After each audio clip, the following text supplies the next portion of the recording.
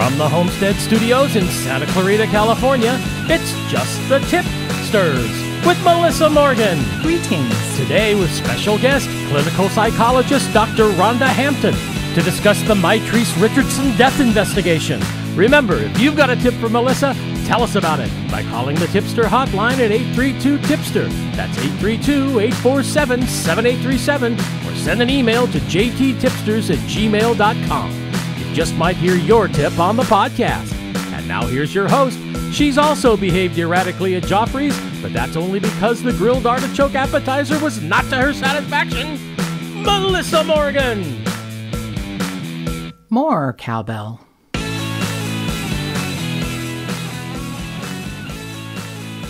Yeah, I was unimpressed with the Joffreys of Malibu. Oh, yes, you were. And I feel a little teensy bit bad explaining to Dr. Hampton, who is our guest today, why. And Mark remembered the exact detail. Yeah, it was hard to forget, actually.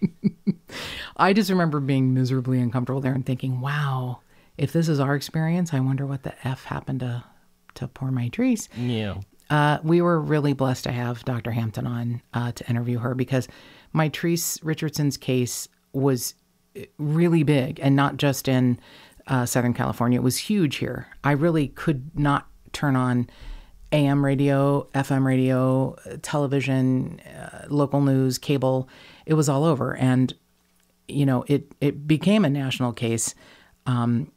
I don't know how quickly, but I can tell you that Mitrice was on the cover of People magazine in November of 2009, and she had gone missing in September. So, you know, in a few months, she's on the cover of People magazine because her case is so layered and bizarre. Oh, it's just, and it's awful. The whole story is just makes you go crazy. It is a terrible story, and the more you find out, the more terrible you feel for her family and for Dr. Hampton, who is obviously a very close friend and mentor of Mitrice. And just some of the references that I found, believe it or not, really good information. A very small local newspaper in Malibu, the Malibu Surfside News. They actually did a good job of covering it. The LA Weekly, The Beast, and Christine Pelisek wrote a really great article for The Beast, and she was a crime reporter for the LA Weekly, and she wrote the wonderful book about the Grim Sleeper. She's actually the person who sort of connected the number of dead black females, and that the person had, with the same MO, had taken time almost like he had gone to sleep. So she actually is credited with his name, which is a pretty good name for that asshole. There's a great Newsweek article. LA Magazine covered it. But I feel like the best way to get most of the information is a documentary called Lost Compassion, which is not, the name is not lost on us, and that it's making reference to the Lost Hills Sheriff's Department station, and that they had obviously lost their compassion for someone like Mitrice and in her condition. It's a heartbreaking case. I know, you know, every case of someone going missing or being murdered is heartbreaking. But the number of errors, I don't want to call them mistakes, because a mistake, in my opinion, means you're a human being and you make a mistake and you're forgiven, you're given grace.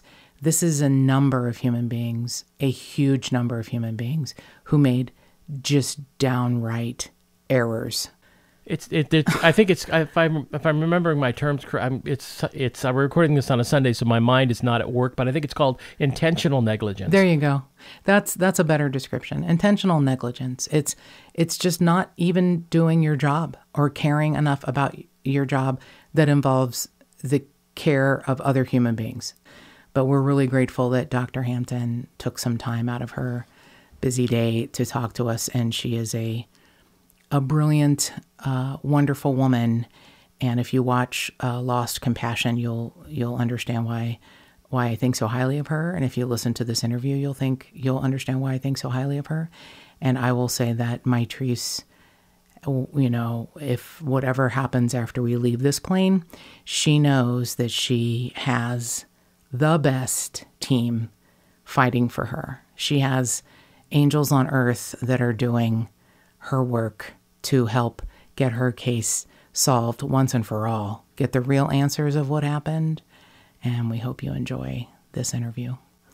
So we're really blessed today to have Dr. Ronda Hampton, a clinical psychologist who is a friend of the family of the Richardsons and was a very close personal acquaintance with Mitrice Richardson, to a really almost like a wonderful mentor. And it helps to know more about this case through her eyes. So welcome, Dr. Hampton. Thank you so much for having me. So you are a clinical psychologist. Yes. And that's, now correct me if I'm wrong, because I'm just going to put it in layman's terms, somewhere between a psychologist and a psychiatrist. So a clinical psychologist is a little more, is different, a little more advanced. Can you kind of give me a definition? Right. So basically, a clinical psychologist it's talk therapy is the bottom line. We have a Ph.D. In psychology, and we just, usually provide individual or family therapy, that type of thing. Psychiatrists actually provide medication, so we don't prescribe medication or anything like that. It's just clinical psychology just basically means that we are providing, some type of psychotherapeutic intervention, as opposed to like a research psychologist who they're in the laboratory doing lab. Gotcha. Yeah.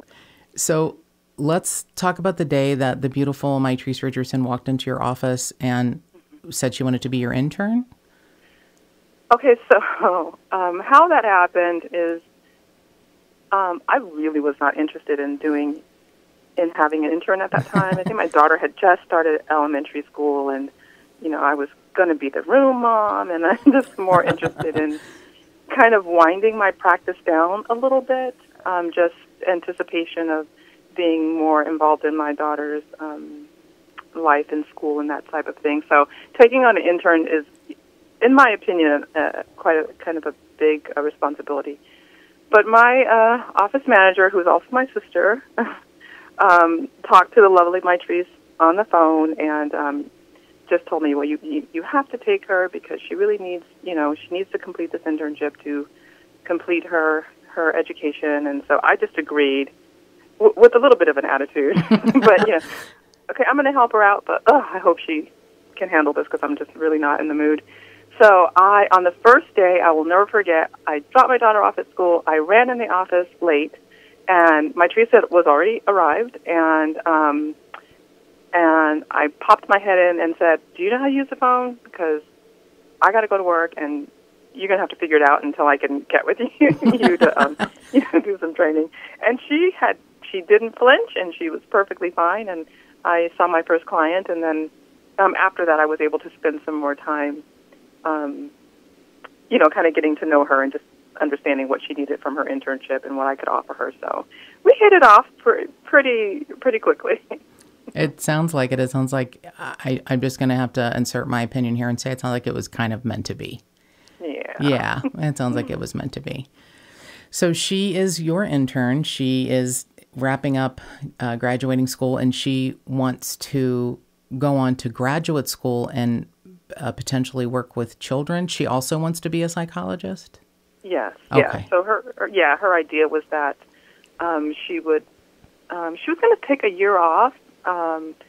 She was kind of just exploring what she wanted to do in terms of how to fund her education. Mm-hmm. So she had decided that she would, take some of the exams necessary to be a substitute teacher, and that way she could kind of work her way through grad school without incurring, too much debt. So that's kind of what she was doing in that year off, and then figuring out, what grad school you want to go to. She was kind of thinking about that also. Which I have to say, everyone makes a big deal about where she ended up and how it was so far away from home. You're the only person that's ever, posited a theory that she may have been going to check out Pepperdine. She did have a job interview in the area the previous week, and she was on schedule to have an appointment for, I don't know if it was a secondary interview, but some further communication about a job that she was interested in at a dance studio not too far from Pepperdine. That's and I know that because Yeah, I spoke with them. So I called them and asked them, it was Aaliyah's dance studio. And so I called them and asked, did she make it for that appointment? And they said no, but that her name was in the book for that, would have been that Wednesday. But, and I asked, did she show up, or, how did that go? And the woman I spoke to on the phone said she would get back to me the next day. And I said, thank you. And so she did not call, and I think I finally called her 2 days later. And apparently law enforcement had gotten in touch with the dance studio and asked them not to talk to the friends or family. So that was the last communication that I had. Oh, nice. Okay, great. That's perfect. Because that seems like something that, the police should worry about, shutting down communication in that way as opposed to finding her. Yeah, that seems, right. Yeah. That seems like a good use of time, I think, a good use of resources. Oh, my God. Okay. So a little bit about Mitrice. She's beautiful. She comes from a close family that loves her, an extended family, many generations that are, I don't want to say involved in her upbringing, but it's a close family.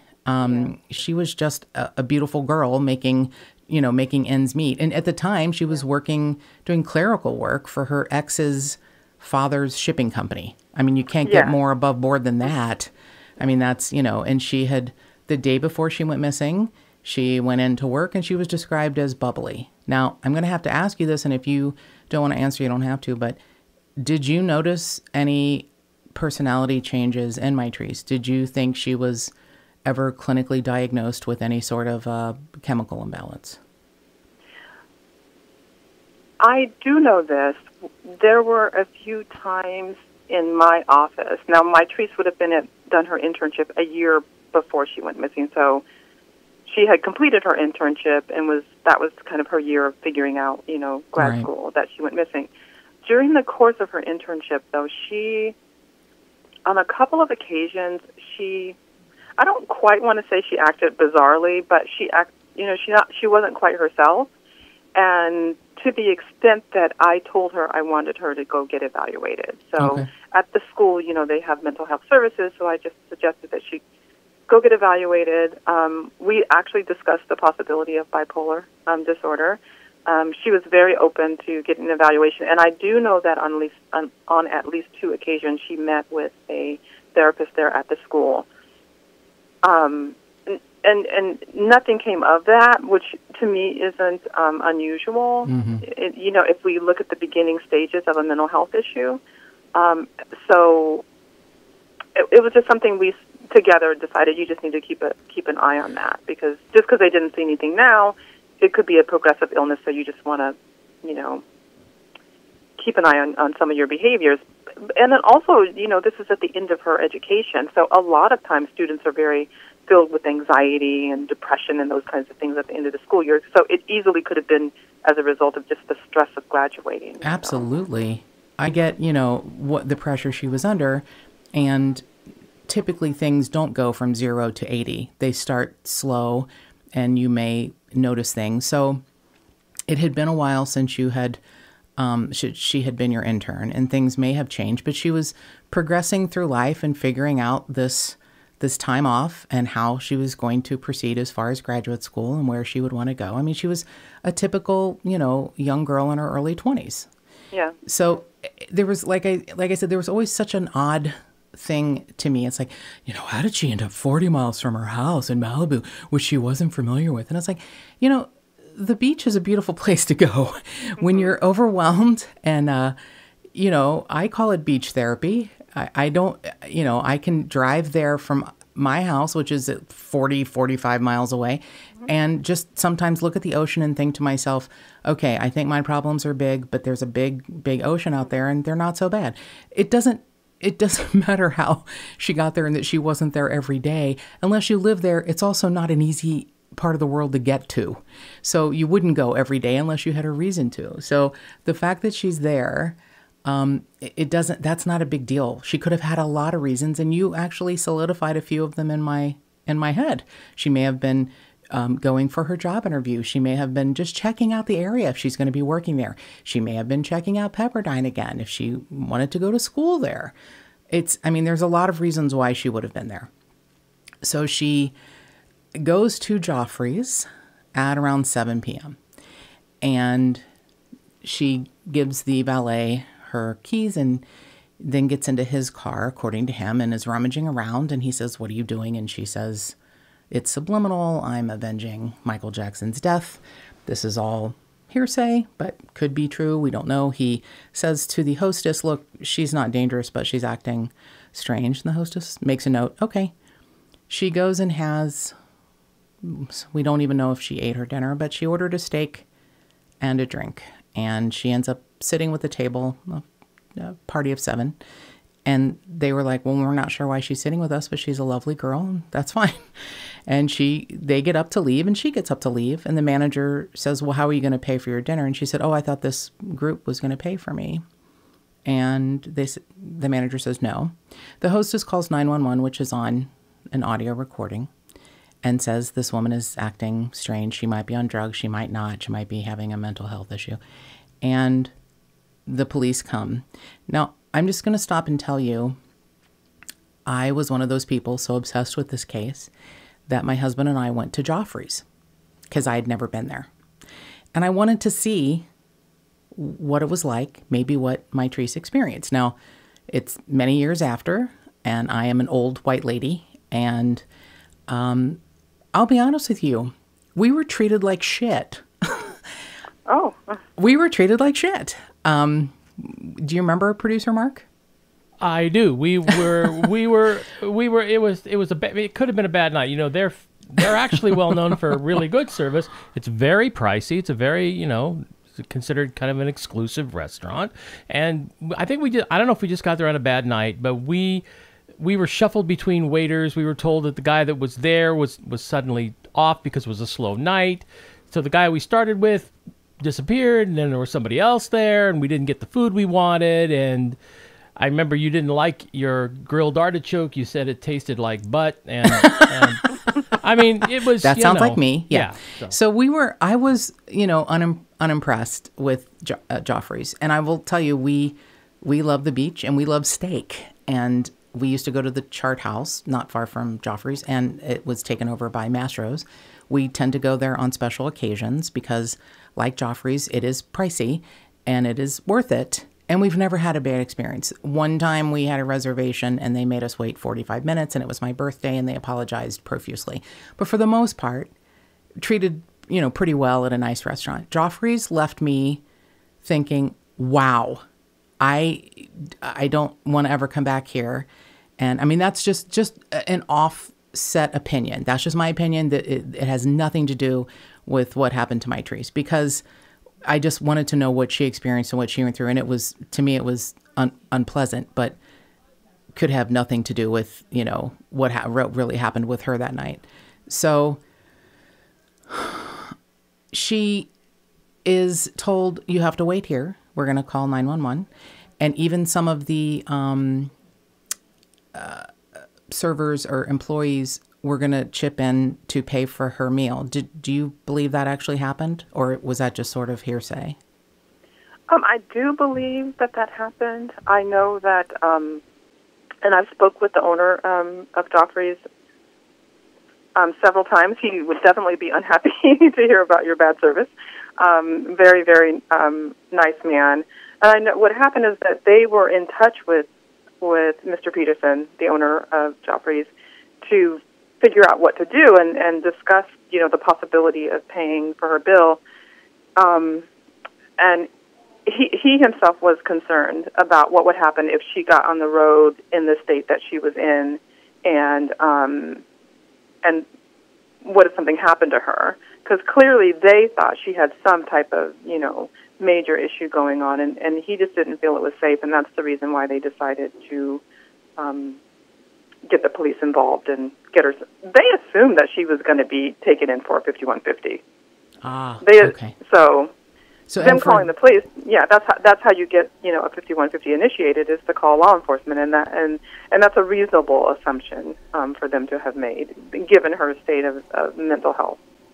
And for those who don't know what the California State 5150 is, it's a psychiatric hold. Usually, I guess you're right, I'd forgotten, it has to be initiated by by law enforcement. So they were going through their protocol, doing what they thought was the best for the situation. No one was, because she had behaved so, politely and didn't seem to be a threat of any kind, they didn't exactly know what was happening.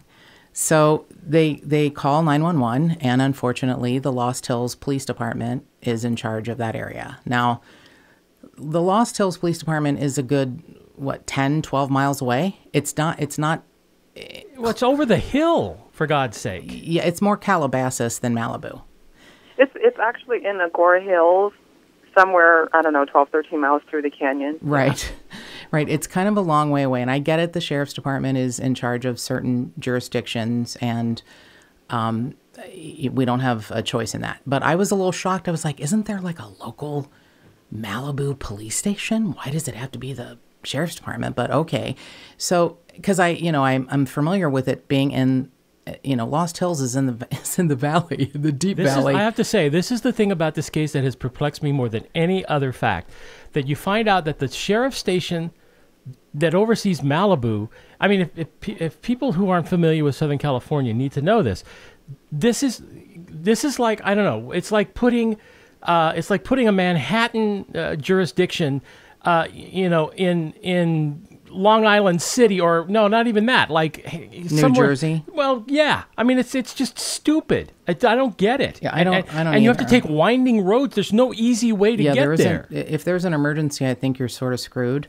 Yeah, definitely. Yeah. So a little history of Malibu, because it is one of those fascinating places for me.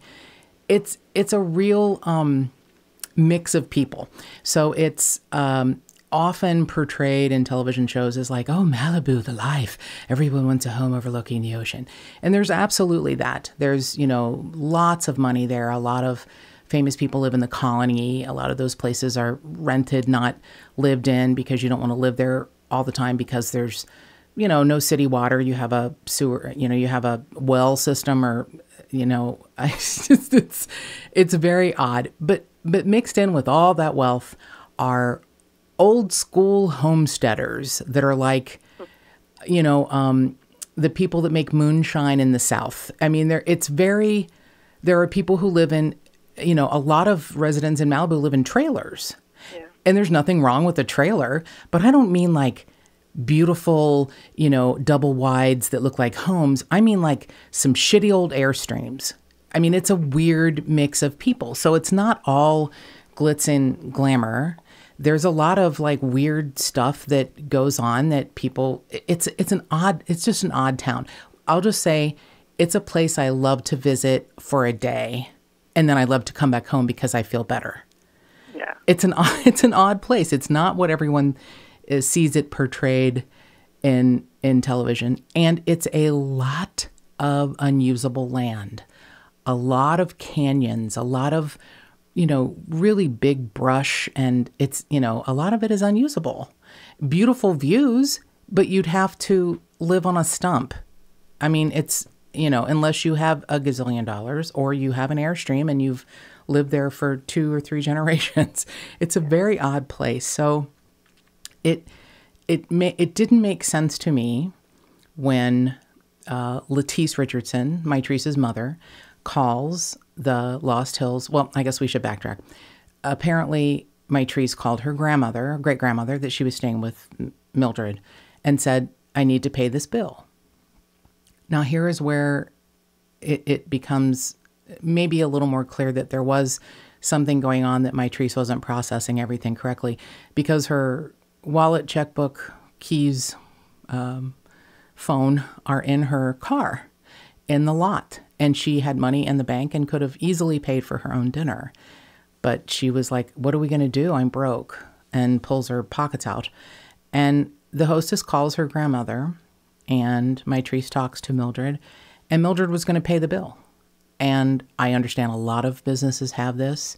I'm hoping this changes over time, but they won't let you use your credit card unless you're there to sign for it. Right. I can tell you that producer Mark and I have been married for almost 18 years. And I, 3 or 4 times a year, throw a fit as I'm either trying to pay a bill or find out about a bill if I'm not on the account and I scream and say, is this 1950 and I'm Lucille Ball and I have to ask Ricky for the money? And this is in 2019. So in 2009, I kind of understand. I wish Joffrey's would have taken Mildred's payment, but, and maybe Mitrice would have found her way home and it would have been fine. But you can't, you can't wish for that now because that's not what happened. So they wouldn't. And I think I'm always conflicted over that because, it's not like she was. Well, you've described Malibu. I mean, it's full of canyons, and so the thought of her driving off in that state and driving off a cliff somewhere, that's scary for me. Right.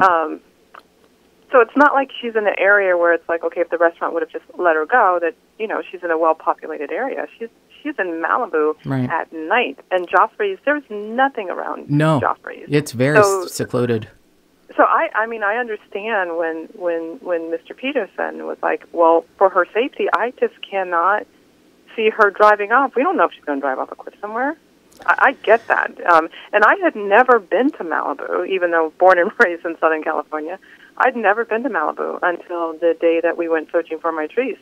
And it was just overwhelming, the possibilities of what could have happened to her. Absolutely.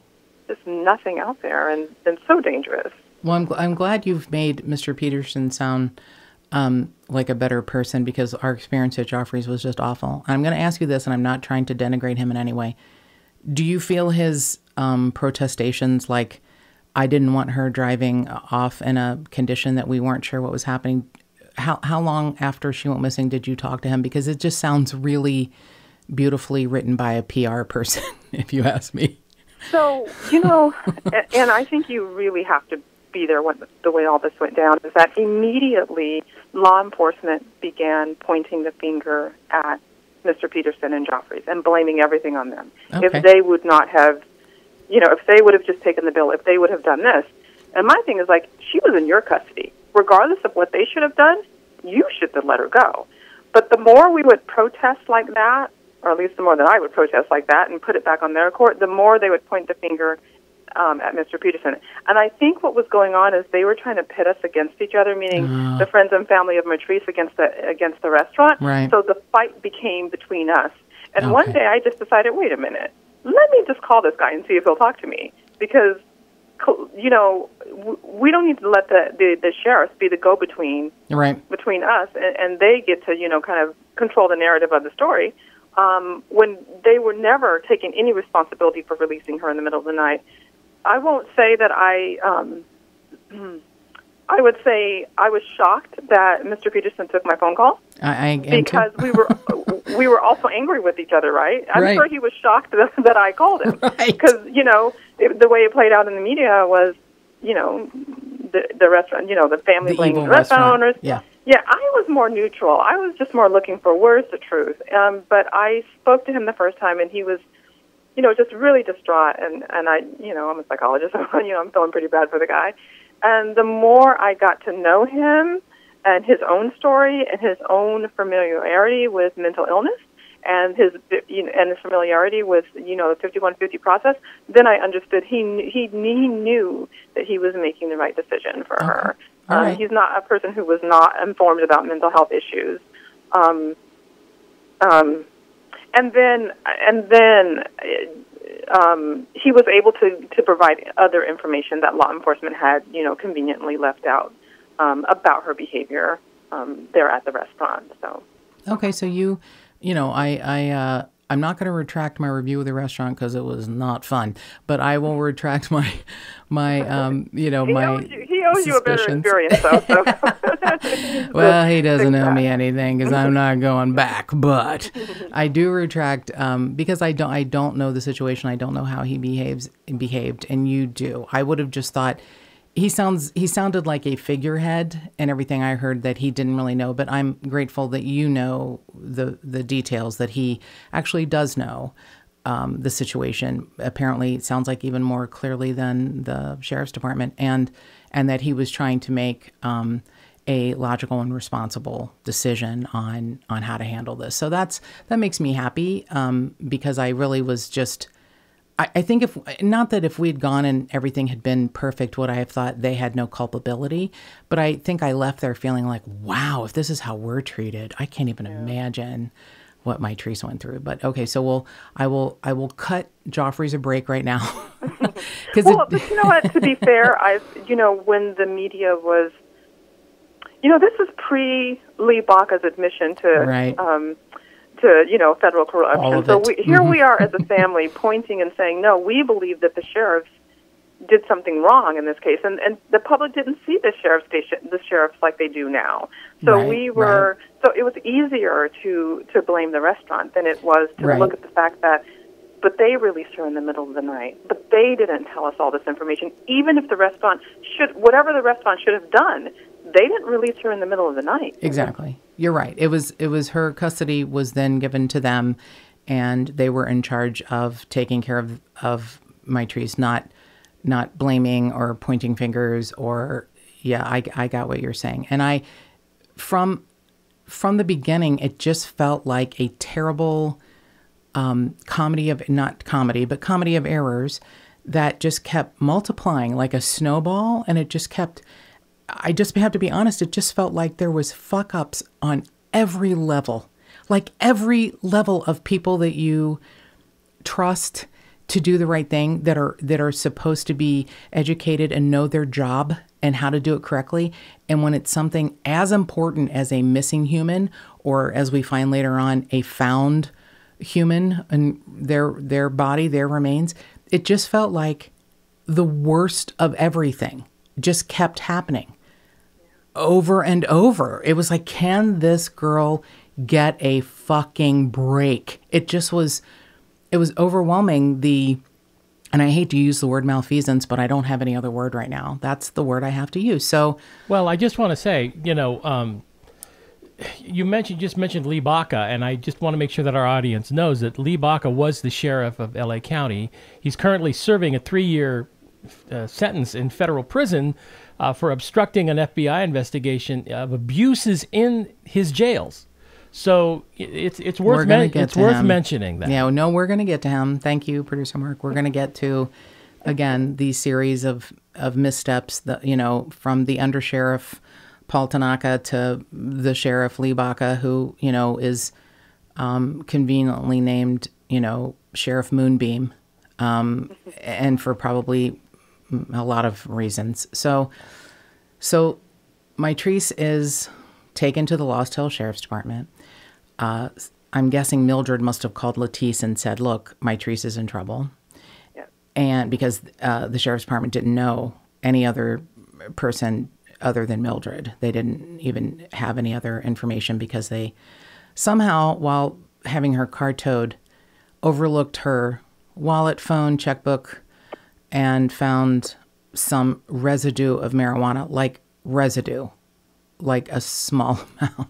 So she's arrested on defrauding an innkeeper, which is always one of my favorite things ever because it sounds like we're in 1754. And then the residue of the marijuana, very small, not really anything I can't even imagine it was an infraction. But so she's arrested at 10 p.m. She's arrested around 9. At 10 p.m., Letice calls the sheriff's department. Where do I pick up my daughter? Now, Letice has a 10-year-old daughter, Mitrice's stepsister, and says, I live pretty far away. Is she going to be released tonight? Should I come tonight, or are you keeping her till the morning? And the dispatch person said, oh, she's absolutely not going to be released tonight. She won't be released till the morning. Well, I guess in her world, 12:01 is the a.m. So, unfortunately, Mitrice is released at 12:15.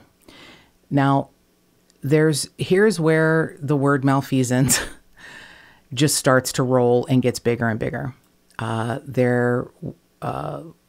Letice and Michael Richardson were told there's no video of her arrest or her being held in a cell. Differing stories. She used the lobby phone, which unfortunately, I don't know if it was just that day or for a long period of time, was out of order as far as tracking the calls. She... the lobby, I have to say, the lobby phone, which they claim that she used, there actually was no lobby phone. Oh, okay. There was a place where a phone would have been, but there was no phone in it. Well, where did she supposedly call Mildred 4 times, that Mildred didn't get the calls? Where was that what phone happened call? was when you're in custody, they have in the actual cell, there was a phone in there, which you can only make, you can't make phones either. You can only collect phone calls from that phone. And so that phone was not working. Okay. And then there was another phone on the desk, which they allow people to use. I guess because maybe because that cell, the other phone wasn't working. I'm not sure. But there's another phone that they will allow you to use. Well, at some point we were able to get a tour of the jail, and what they told us was that the phone that Mitrice supposedly used, it only made local phone calls. So she couldn't have even called Mildred. So she couldn't have even. So when she was picking up that phone, and I saw the video. So when she was picking up the phone, she would immediately put it down. So supposedly, what's supposed to happen is you pick up the phone, the jailer releases something, I don't know, so that the phone could go through. Right. But even with that, it would not have called out as far as Mitrice would have called. It's only locally, and I was told that directly by the captain of the station when they toured us through there. So she didn't make a phone call. They said they overheard her talking to someone they could only assume was Mildred. They may have overheard her talking to herself because she was in quite a mental health mental issue, but she wasn't talking on the phone. No, and Mildred said she didn't receive. There's no record of her receiving 4 phone calls at 12:15 a.m. She would have noticed that. I'm sure. Mildred had a phone that was operational, especially since she had contacted her 3 hours earlier. Right. Yeah. And nor were they able to produce any records of her making that phone call, exactly. Even through their own phone records. So we know that there was no phone call. So she was just attempting to make it look like she's on the phone, or she was like, as you said, she's in the middle of what could be a break, and this is, that just is not even a possibility that she was calling anyone to come and get her. So she walks out, and is it about 90 seconds later, a sheriff walks out after her? So she's seen exiting the side door, and she's walked out of the side door. Side door meaning where the patrol cars are. And so she was walked out with the jailer. And so when you see the video, she's walked out. It was pitch dark. And so at some point when she's out of the view of the camera, all you see is darkness, and you sort of think that's it. Looks like the end of the video, but somewhere less than 2 minutes, you see an officer. When the jailer walks back to go back into the door that she walked out of with Mitrice, as soon as that door shuts, another one opens, and out walks an officer. The importance of that is we were told that there were no officers working that night. Yeah. Mm-hmm. And even the one who was figured out, walked out, said, "Oh, I wasn't there that night." And then he was like, "Well, I was there, but I wasn't there for long, and I wasn't working." And it's all the story is very sketchy at best. So she leaves at 12:15. Lettice, God bless her, probably after a sleepless night, starts calling at 5:35 a.m. I'd like to come and pick up my daughter. When's she going to be released? Oh, she left 4 or 5 hours ago. So she's like, well, what do you mean? She was let go without her wallet, phone, car. Did you drive her to the tow lot in Malibu, which is like 7 miles away or something? It's not close to the sheriff. It's further. It's definitely further than that. Okay. No, so it's like 11 miles. 11 miles from the sheriff's department outstation in Lost Hills to the tow lot is 11 miles, and she was supposed to walk that at midnight? Well, meaning, and not only that, she would have had to walk through a canyon, right, with no lights, right, and somehow know where it is, how to get there. Yeah, right. She had absolutely no help at all, and I have to say, you know, Mitrice was a girl after my own heart. I don't like the out of doors. I think it's beautiful through a window, and I don't care to go out and all. If I could have like an underground railroad station, my husband knows this, that's air conditioned. Like I don't like to go out. I just don't. I mean, I do. We live in Southern California. I've been really happy with this winter and the overcast and cloudy skies and some rain, which we need. I get real sick of the sunshine, and I don't like bugs, and I don't like dirt, and I don't like camping, and I don't like the out of doors.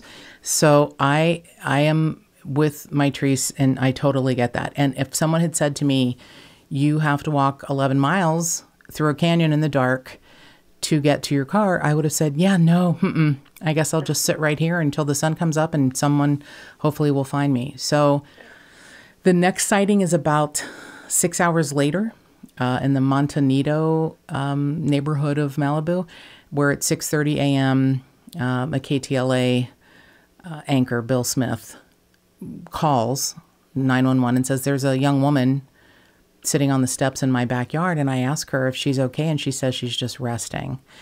And he thinks they're going to show up there, and he sees her kind of take off up to a horse trail. They don't come for an hour.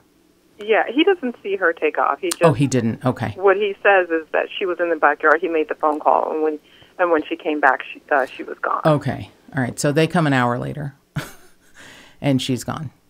Now and all of the times are approximate, because even the times that we're mentioning, those times have been changed. Oh, okay. Like her release time. So we've heard different stories. Oh, God. And even with Bill Smith, the tape that actually is released of his phone call, the time on that, the timestamp is not available. So we don't actually know what time these phone calls were made. We can only estimating. Okay. Yeah, based on what we're told. So even though has changed, which is frightening. So even though she's released at 12:15 and it's on video, that time could be that time is 12:28. Okay. So, yeah. So that's different than 12:15, but so I get all right. But that's close enough. Right. So we get the idea, but still, I like to be precise. That's why I try to do the best research I can. But obviously, you can't get every detail until you know something is in and out as you know it. So, do you find that after the denial of any video being available, and then, oh, look, it's in the captain's desk drawer the whole time. Oops, I just found this. Did you feel that the video had been edited? Well, yes, I do. Okay. Just to back up a little bit, is that when we had been requesting that video for probably approximately 4 months, and there was just denial after denial after denial that of the existence of the video. Right. There's no video taken, no video, and you're like, it's a police station. Of course, yeah, of course, there's video. So I was fortunately, because Mitrice's case at this time was on the news a lot. I got a phone call from someone who wrote out this script and said, say this in this way, and then they will admit that there's a video. So, was this person an attorney? No, this person was in law enforcement. Okay. And they had worked at that station, or either they had actually visited that station. Okay. In their professional capacity, so they knew the layout. And what it was is, they were getting us on a technicality. So we were saying, was there video, And so what he had encouraged me to do is to write out, was there, that we want, something along the lines of, we would like to, any video or audio or videotape or digital recordings. So we had to list every single possible way that, that kind of storage could, be available. Oh, my God. Yeah. So I think we called a meeting with Lee Baca at the time, and I gave that script to, it was myself, Letice, and Lauren, her aunt, and it was like, okay, whoever gets the first opportunity to read this, let's do that. And wow. Yeah. That is, I have to say, that is shocking and upsetting because I thought they had to have been given information by an attorney. And I thought now, Rhonda is a clinical psychologist and an attorney and a search and rescue expert. And, you have to be all of it, all things. But it's someone in law enforcement who knew the way around the verbiage. And that's so disappointing and disheartening on every level. So you use the right words, oh God, and are given a copy. Go ahead. And maybe they would have on that particular occasion. I mean, I'm sure they knew that we were coming to confront them on that video. The captain was there. Maybe they were going to admit it all along. Anyway, I don't really know. Probably how not. Could you it know? Wasn't until we, yeah. Right. How could you know? You don't know how anyone's going to answer anything in this case because nothing seems to have been. Yeah. Okay. So 4 months later, you're shown the video, and there's some concern that it looks like it's truncated in some way. That there's some time where Mitrice has a piece of paper in her hand, and then the next shot is the paper's on the floor. And you don't know how it got there. Don't know. We saw it because she, of course, had it intact in her hand, and then the next shot is it's rolled into a ball on the floor. Okay. And so we have no idea that whatever happened in between her it being her hand in the floor is what we don't see. Is that the only part that you feel is edited or truncated, or are there others? That's just the most glaring. So one of the individuals, Chip Croft, who was there, he, I believe, noticed more that may have been edited because he's a filmmaker. That's his gig, so yeah. So he probably notices a lot more than what we would. But that was the most glaring because all of us, you don't have to have any training to see that. To see that part. Yeah. And I was going to mention Mr. Croft because Dr. Hampton is also listed as one of the producers on a really jaw-dropping documentary about Mitrice's case. It actually was in the Malibu Film Festival. I think it was 2016. And it's called Lost Compassion, which is Chip Croft, I guess, directed it. Yeah. And it is eye-opening and jaw-dropping, a documentary about what happened. And it covers all of the search and rescues that were attempted and what has happened since her remains were found and how it's just really fascinating. I've watched it about 4 times, and every time I watch it, I get a little more like, what? It just feels like such a snowball of shit, just a giant snowball of shit that this girl can't get a break. So there's the video that looks a little sketchy, but shows what happened, better timelines. Latice is like, when can I file a missing persons report? I'm going back. And they're like, well, give it some time. I've heard that audio of that recording. Give it some time. She's an adult. We determined she was sober. Yeah, sober's different than having a mental break. That's a very different thing. Perhaps her pupils aren't dilated, but you can tell when someone is not, even if you don't know them for their entire life, you can still tell. And that's your job. Right. And the officer who arrested him subsequently in an email to his superiors wrote that the reason that he actually brought her in is because she was acting ditzy and because he was concerned for her safety. So he was fully aware that something was wrong with her mental capacity, and at that point he should have taken her in for a 5150 evaluation. Right. And here's one of the theories that has been posited that breaks my heart almost in half. It may not have happened because it was too much paperwork. That's more likely. That just breaks my heart directly in half. That someone wouldn't get the help they need because someone is too lazy to do their job. And no one likes paperwork. None of us like paperwork. Your job is to serve and protect. Fucking fill out the paperwork. Yeah. This is just another part of the shit snowball. I just can't even imagine. So the next tips, we'll say, that come in are numerous sightings in Las Vegas. I think Mitrice is different enough looking that you can't just say, oh, there's a girl that looks like her.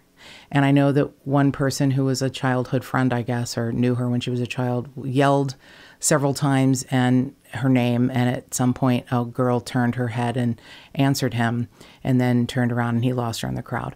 Now, I don't know about you, but if someone's yelling a name of any kind, like let's just say someone's yelling Sally at me, I might turn around because I hear someone yelling a name. It doesn't mean my name is Sally.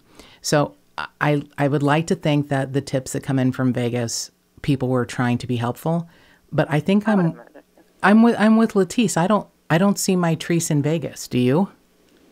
No, neither. Okay, so let me tell you about the tip that you just mentioned. First of all, that young man had maybe met Mitrice 4 or 5 times. He lived across the street from Mitrice's aunt. They went to one dance together. That was it. So maybe a handful of times they had seen each other. And by the time Mitrice went missing, they hadn't seen each other in 10 years. Okay. So they were not childhood friends, if you will. Many years had, passed. But what happened is that young man believed that he saw Mitrice at the Rio Hotel. He called his father and said, I believe I saw Mitrice at the Rio Hotel. The father, I think about a week went by before the father contacted Lauren and said, this is what my son is saying.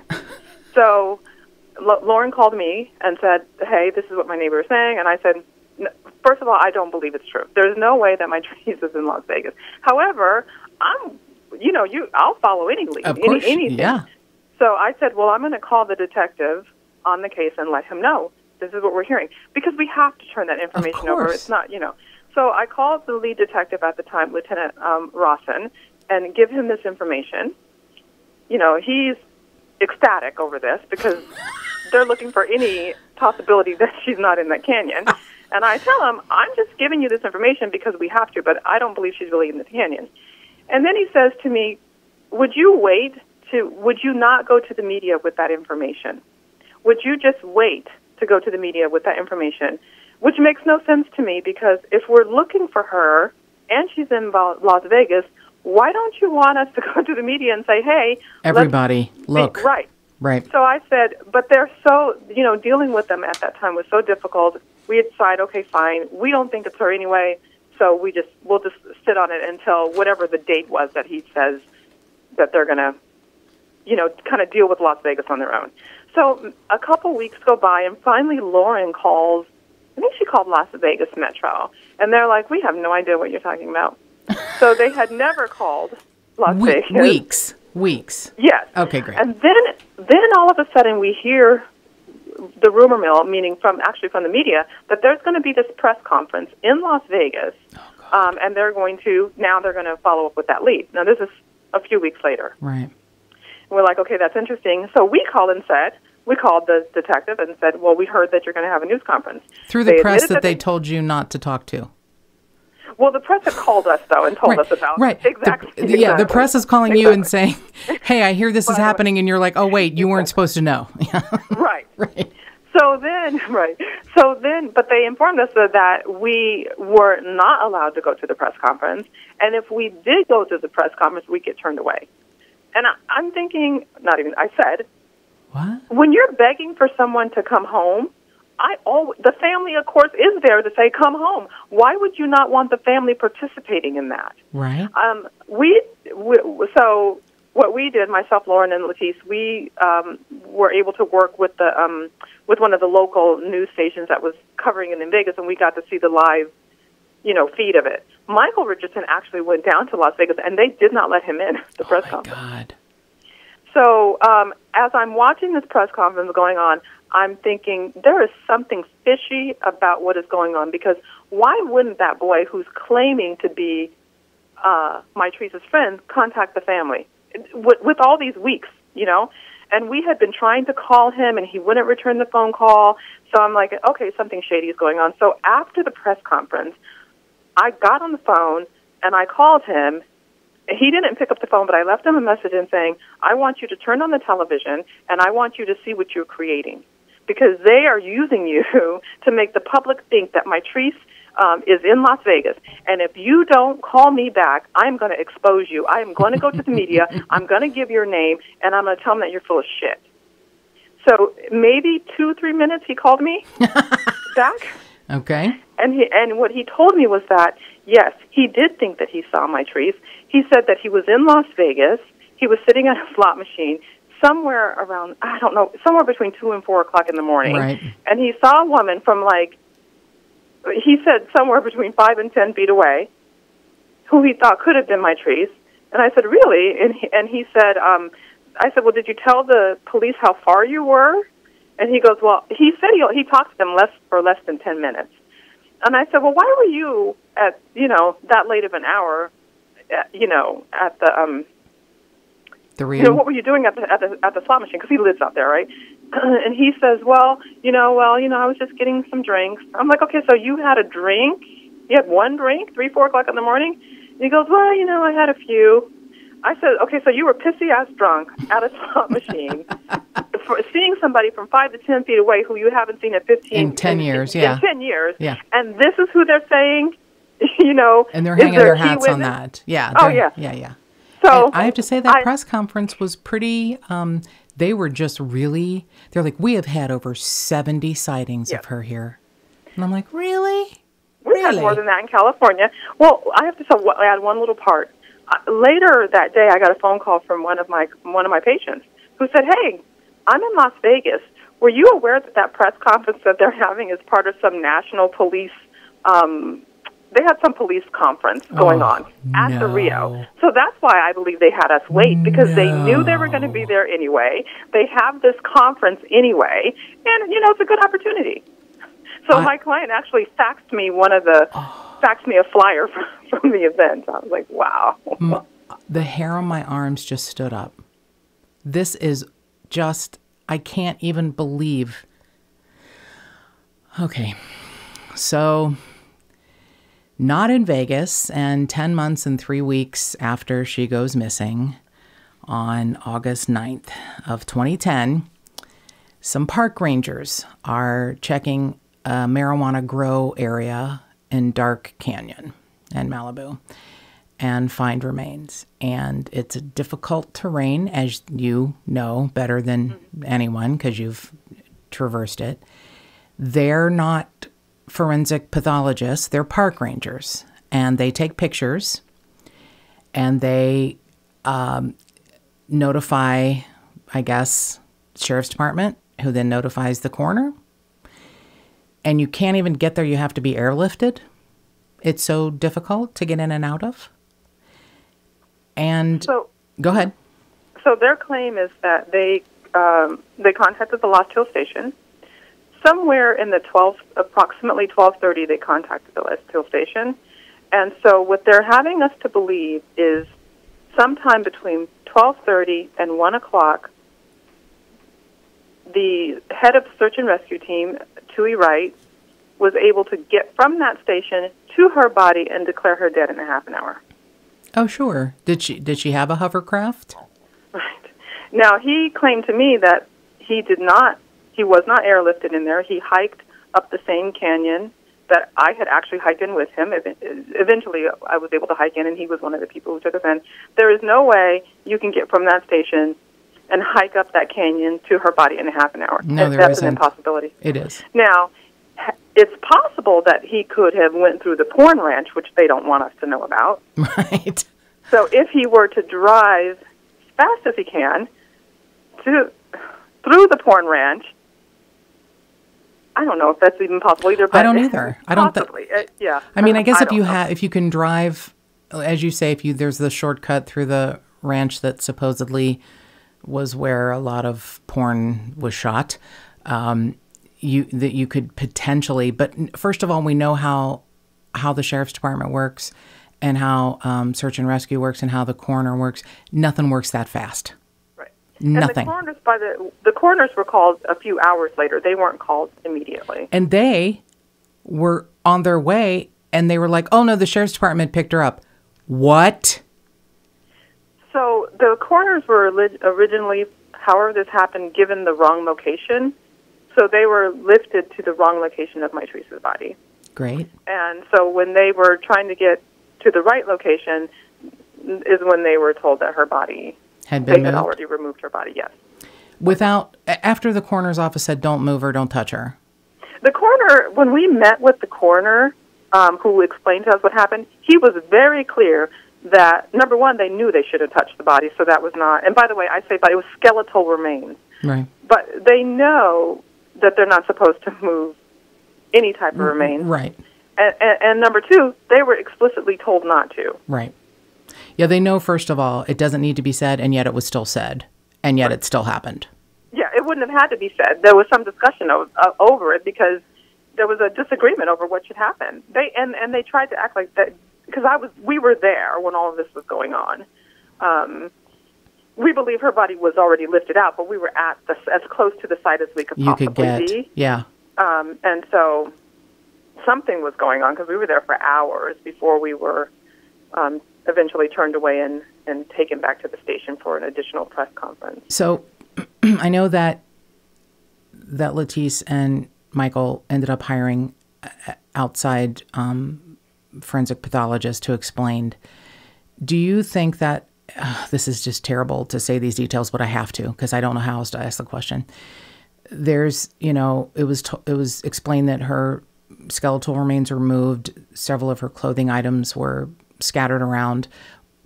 Pretty difficult for scavengers to, raccoons have like 5 fingers, and maybe they could have taken the belt out of the jeans. I'm not seeing it. A lot of scavengers don't have opposable thumbs. It seems very odd. One leg bone was found substantially up a hill, which, that's odd in itself. So the fact that there are 2 different stories, one was that her remains removed and her skull and spine were intact, and the other story is that they lifted her skull and it came apart from the spine. Right. Is there a chance that all-important hyoid bone was missing? Was that ever found? Could it ever have been proven that she may have been strangled, since there were no other signs of what was of her remains, of what could have happened? Yeah, so we were fortunate enough to have one of the forensic anthropologists, Clea Koff,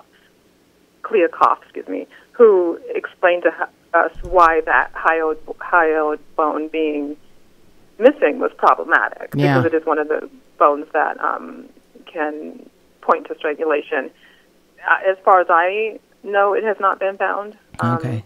Most of the bones have been, but that one, unless it's been found and they haven't told us. I know they had to go back into that site several times, because they kept missing the bones. So that's not one that to date, as far as I know, that has not been found. And I feel bad saying this, but didn't Lettice find some of Mitrice's remains?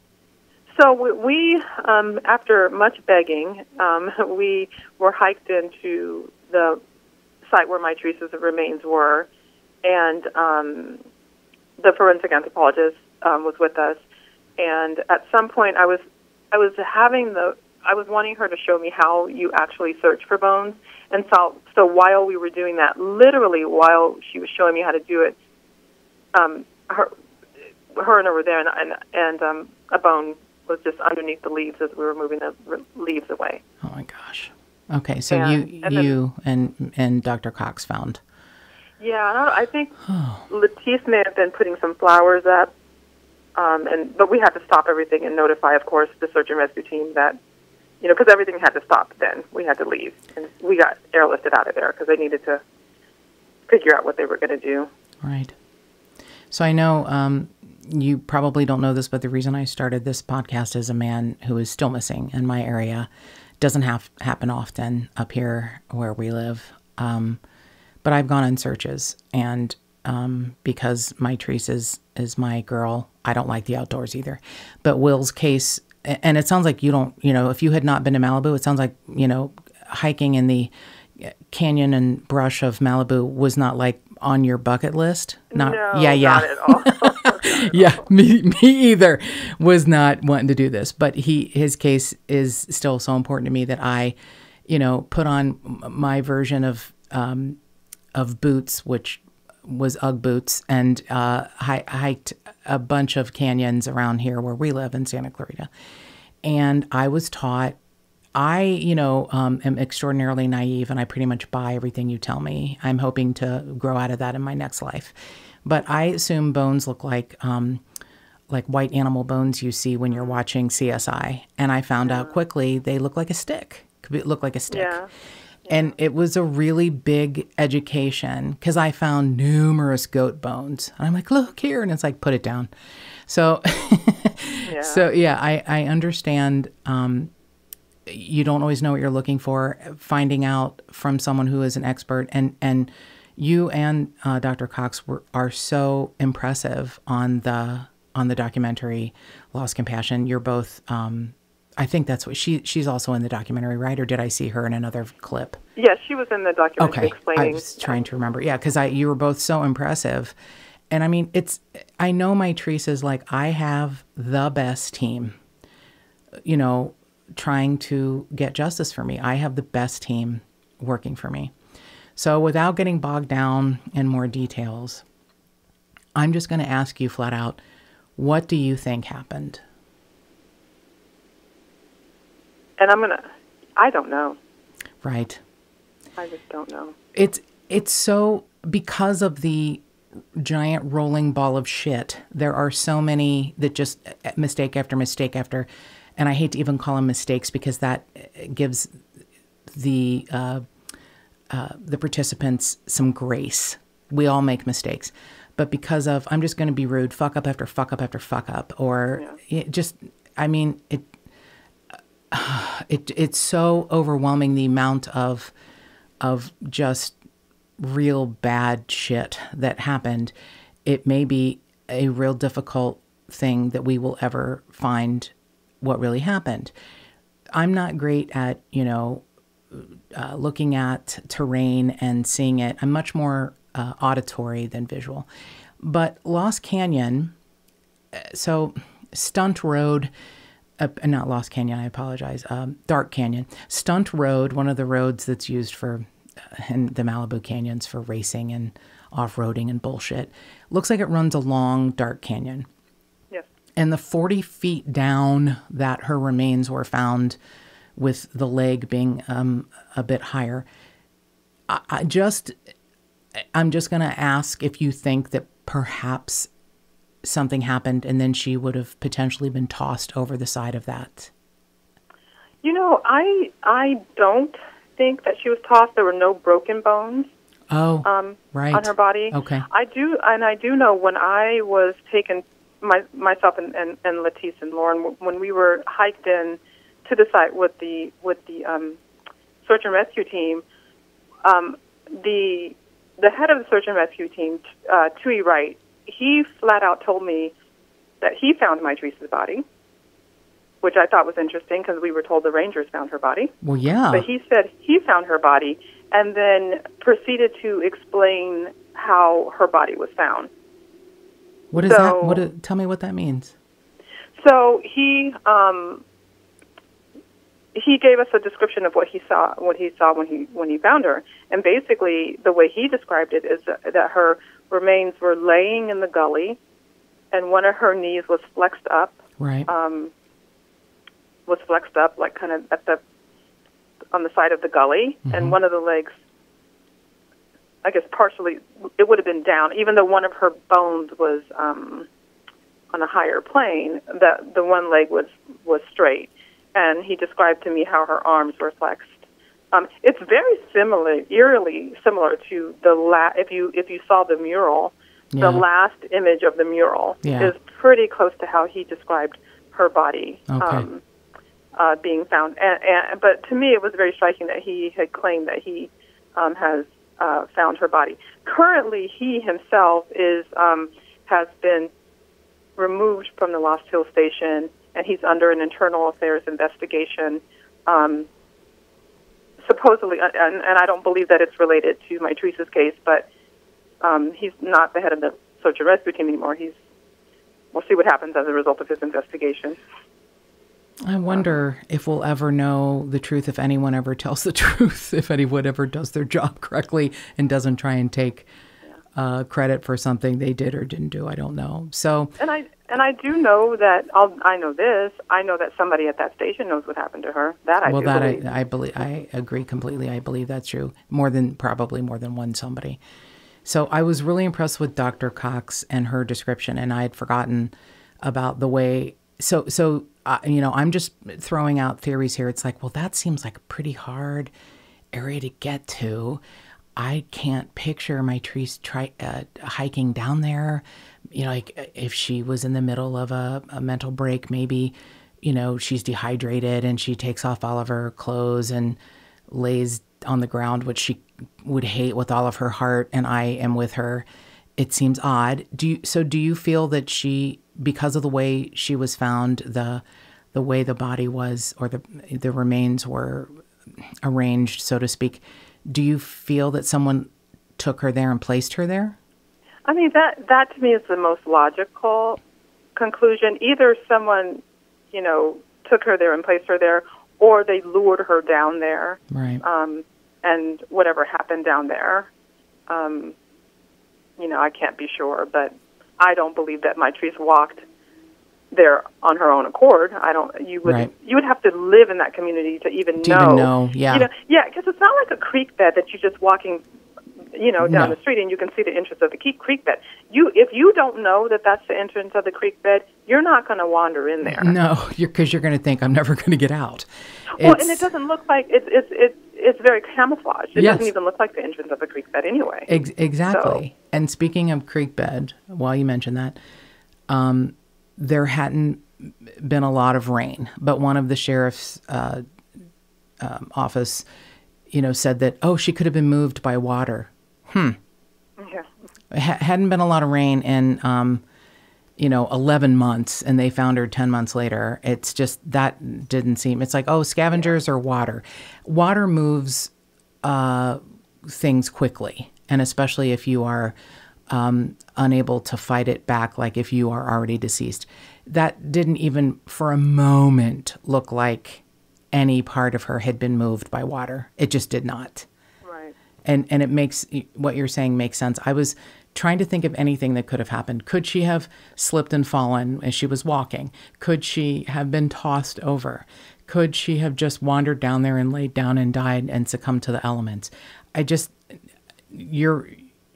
I'm agreeing with you. It seems like none of those things happened. It looked like that she had, especially the way that she was found, that she had been placed there. It would be, if she died on her own, like, let's say succumbed to, either dehydration or natural causes, the body wouldn't be placed in that way.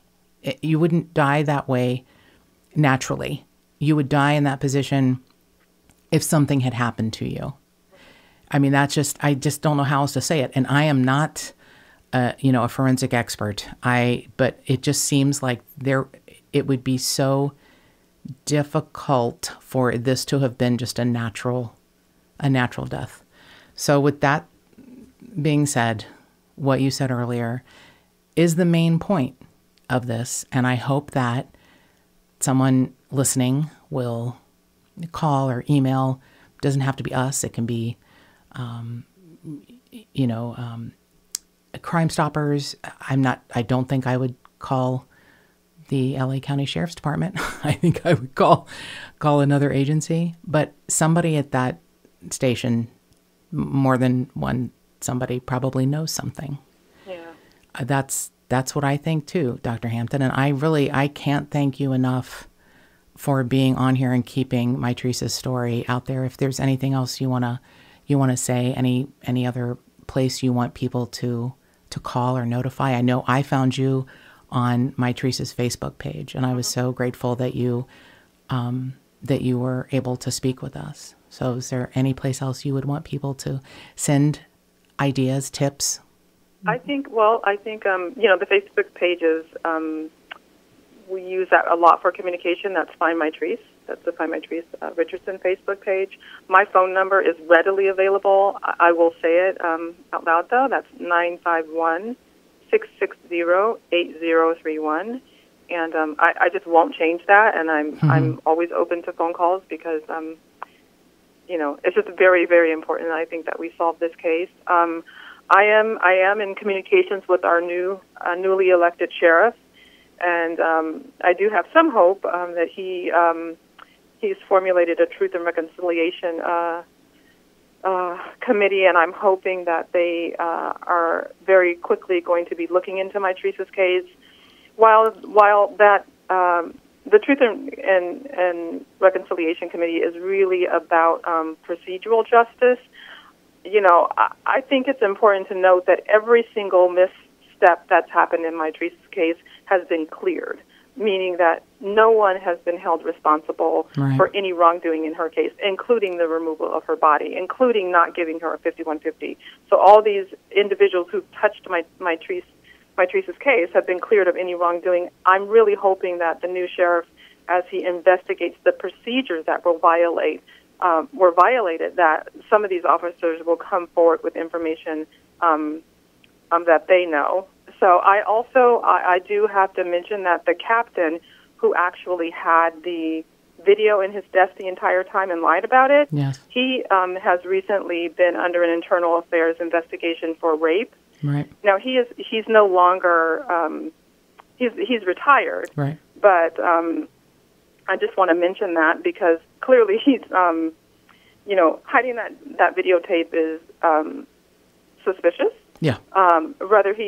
Whatever happens with the internal affairs investigation about the sexual assault that he is accused of committing, a couple of months before Mitrice went missing. I think we'll have to see what happens with the outcome of that. But then, if there's any truth to that, just the hopes that other women will come forward with things that may have happened to them, as a result of some of the behaviors of individuals at that office. So. Yeah, there's a lot that's going down at that station. It's an awful lot, and I, am really not a conspiracy theorist at all. I really don't like conspiracies. I think they start with rumors and become just big piles of shit that sometimes if you dismantle them, they are nothing. But this is, a set of theories that, you keep thinking, well, how much further can it go? How much further up the chain is this going to go? And it went to the top. It went to the very tippy tip top. And it's just heartbreaking that at this time of, I don't even know what you would call this time in the Sheriff's Department's history, one of the largest police agencies in the United States. It's like the fourth largest police agency, like after New York and Chicago and Los Angeles County. So the Sheriff's Department is a huge police agency, and the fact that there was so much that it was unexplainable, the behaviors, the things that happened, and the fact that Mitrice was almost caught in the middle of this whirlwind shitstorm is so heartbreaking.